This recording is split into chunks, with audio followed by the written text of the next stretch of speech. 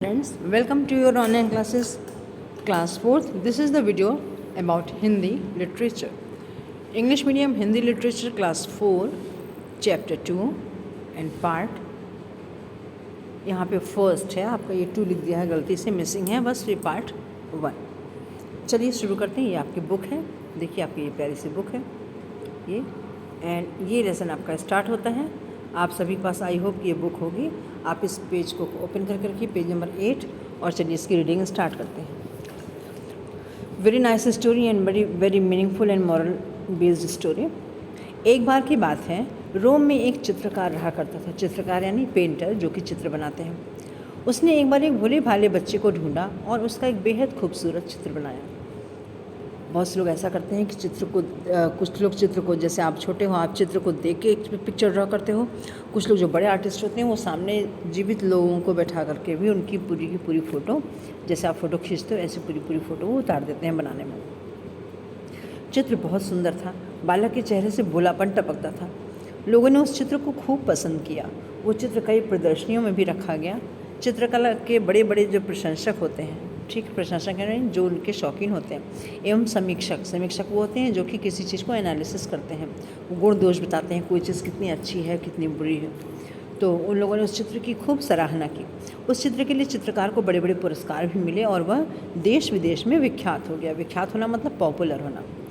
कई वर्षों बाद उस चित्रकार ने अपने उस चित्र की ही टक्कर का एक दूसरा चित्र बनाने का मन किया. उसको लगा कि अब बहुत दिन हो गए हैं, वापस से एक बहुत अच्छा उसी लेवल का चित्र बनाता हूँ, देखता हूँ लोगों मेरी वो काबिलियत बनी हुई है कि नहीं, और लोगों को वैसे ही चीज़ें पसंद आती हैं कि नहीं. वो अपने आप को ही एनालाइज करना चाहता था.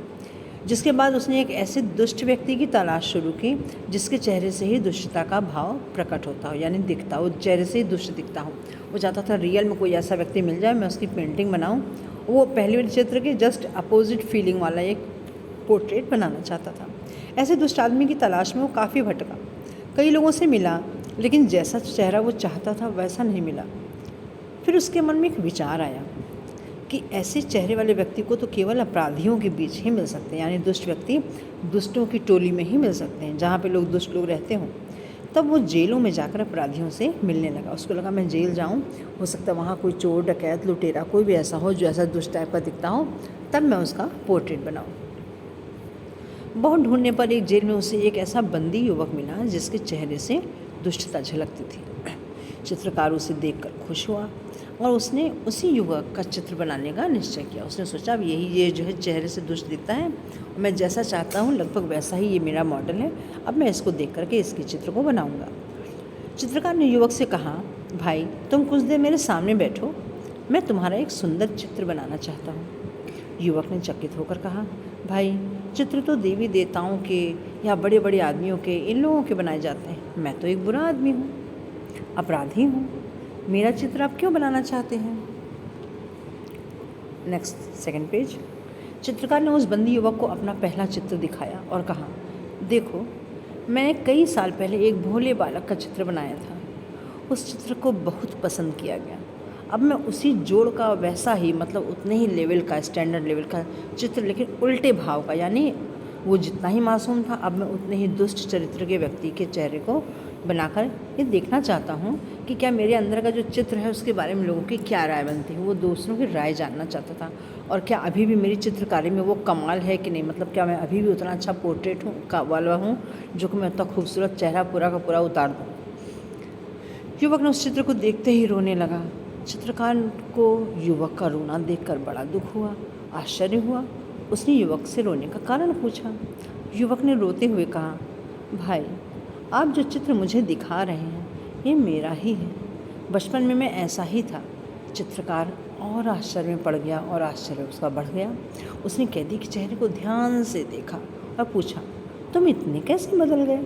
युवक ने रोते हुए लंबी सांस लेकर कहा, मैं कुसंगति में पड़ गया. कुसंगति मतलब दुष्ट लोगों का साथ हो गया मेरा, और उसी के कारण आज मुझे यहाँ कैद खाने में बंद पड़ा हूँ. मतलब ये दुर्गति हो गई कि आज मैं जेल में हूँ. जो बचपन में इतना भोला था कि उसकी मासूमियत तो भोलेपन से पूरी, कितने लोग उसके फ़ैन हो गए.